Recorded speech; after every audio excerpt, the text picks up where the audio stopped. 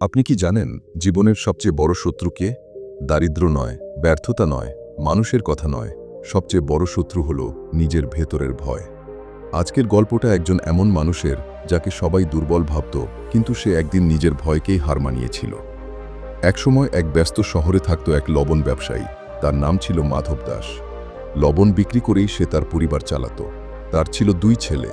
ছোট ছেলে রুদ্র খুব সাহসী, কথাবার্তায় চটপটে, সবাইকে সহজেই আপন করে নিত। কিন্তু বড় ছেলে অয়ন একদম উল্টো, চুপচাপ, লাজুক, অন্যের চোখে তাকিয়ে কথা বলতে ভয় পেত। পাড়ার লোকজন বলতো ছেলেটা বোকা। অনেকে তার সরলতার সুযোগ নিত, কিন্তু অয়ন কখনো অভিযোগ করত না। তার বাবা মাধব দাস এতে ভীষণ বিরক্ত হতো। সে প্রায় বলতো, এত ভীরু হলে জীবনে কিছুই করতে পারবি না। এই কথাগুলো অয়নের আত্মবিশ্বাস আরও ভেঙে দিত। সময় গড়ালো। পরীক্ষার হলে অয়ন সব জানত, কিন্তু ভয়েই খাতা ফাঁকা থাকত। পড়াশোনায় পিছিয়ে পড়ল। যখন বড় হলো, বাবা তাকে দোকানে বসালো। কিন্তু অয়নের নার্ভাসনেসের কারণে ছোট ছোট ভুল হতো, আর প্রতিবার বাবার রাগ আরও বাড়ত। একদিন মাধব দাস বাইরে গিয়েছিল। সেই সময় কয়েকজন চালাক লোক এসে বলল, তোর বাবা আমাদের পাঠিয়েছে, সব লবণের বস্তা শহরে নিতে হবে। অয়ন প্রশ্ন করতে চেয়েছিল, কিন্তু ভয় তার গলা আটকে দিল। সে কিছু বলার আগেই লোকগুলো সব নিয়ে চলে গেল। সন্ধ্যায় বাবা ফিরে এসে খালি দোকান দেখে আগুন হয়ে গেল। অপদার্থ, সবকিছু নষ্ট করে দিলি। রাগে সে চিৎকার করে বলল, আমার সামনে আর আসিস না। এই কথাগুলো অয়নের বুক চিরে দিল। মানুষের হাসি, বাবার ঘৃণা, নিজের অসহায়ত্ব, সব মিলিয়ে সে নিজেকে একদম মূল্যহীন মনে করল। সে চলে গেল নদীর ধারে। মনে মনে ভাবল, আমি কোনোদিন কিছু পারব না। এ জীবন রেখে লাভ কি? ঠিক তখনই এক তরুণ সাধক তাকে দেখে দৌড়ে এসে নদী থেকে টেনে তুলল। অয়ন রেগে বলল, আমাকে বাঁচালে কেন? আমি তো ব্যর্থ। সাধক শান্তভাবে বলল, যে বেঁচে থাকে সে বদলানোর সুযোগ পায়, যে হাল ছাড়ে সে কোনোদিন জানতেই পারে না সে কি হতে পারত। অয়ন কান্নায় ভেঙে পড়ল। তার সব কথা বলল। সাধক বলল, আমার গুরু তোমার প্রশ্নের উত্তর দেবেন। অনেক দ্বিধার পর অয়ন তার সঙ্গে গেল। এক বড় গাছের নিচে বসেছিলেন এক সাধু, নাম স্বামী নির্ভয়ানন্দ। অয়ন সব খুলে বলল। সাধু মন দিয়ে শুনলেন।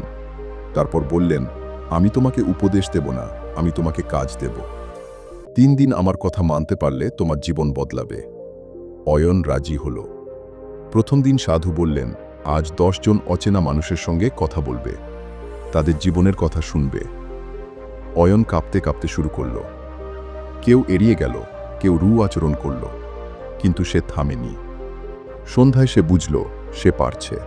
দ্বিতীয় দিন সাধু বললেন, আজ 10 জন শিশুকে জলের গুরুত্ব শেখাবে। অয়ন ভয় পেয়ে বলল, আমি তো শিক্ষিত নই। সাধু হাসলেন, যা জানো সেটুকুই যথেষ্ট। প্রথমে তার গলা কাঁপছিল, তারপর ধীরে ধীরে কথা বেরোতে লাগল। দ্বিতীয়বার সে আর ভয় পেল না। তৃতীয় দিন সাধু বললেন, আজ বাবার কাছে যাবে, ক্ষমা চাইবে। এটাই ছিল সবচেয়ে কঠিন, কিন্তু অয়ন গেল। নিচু মাথায় বলল, আমাকে আরেকটা সুযোগ দিন। বাবা তার চোখে পরিবর্তন দেখল। সে তাকে বুকে টেনে নিল। ফিরে এসে অয়ন জিজ্ঞেস করল, গুরুজি, সাফল্যের রহস্য কি? সাধু বললেন, তোমার সমস্যা লজ্জা নয়, তোমার সমস্যা ভয়। ভয়কে জয় করলে তুমি দুনিয়ার কাছে মান্য হবে। নিজেকে বিশ্বাস করলে তুমি দুনিয়ার কাছে সন্দেহ করতে পারবে না। বছর কয়েক পর এই অয়নই একজন সম্মানিত ব্যবসায়ী হয়ে উঠল। মানুষ এখন বলে ও খুব জ্ঞানী। এই গল্পটা আপনার জন্য। আত্মবিশ্বাস জন্মগত নয়, এটা তৈরি করতে হয়। ভয় মাথার ভেতর থাকে, এক পা এগোলেই ভয় ছোট হয়ে যায়। নিজেকে বিশ্বাস করুন, কারণ আপনি ভাবনার চেয়েও অনেক বেশি শক্তিশালী। এই গল্পটি যদি আপনার ভালো লেগে থাকে তাহলে লাইক দিন, বন্ধুদের সাথে শেয়ার করুন এবং আরও এমন অনুপ্রেরণামূলক গল্পের জন্য আমাদের চ্যানেলটি সাবস্ক্রাইব করুন। পরের গল্পে আবার দেখা হবে নতুন ভাবনা, নতুন শিক্ষা নিয়ে। ততদিন ভালো থাকুন, সুস্থ থাকুন।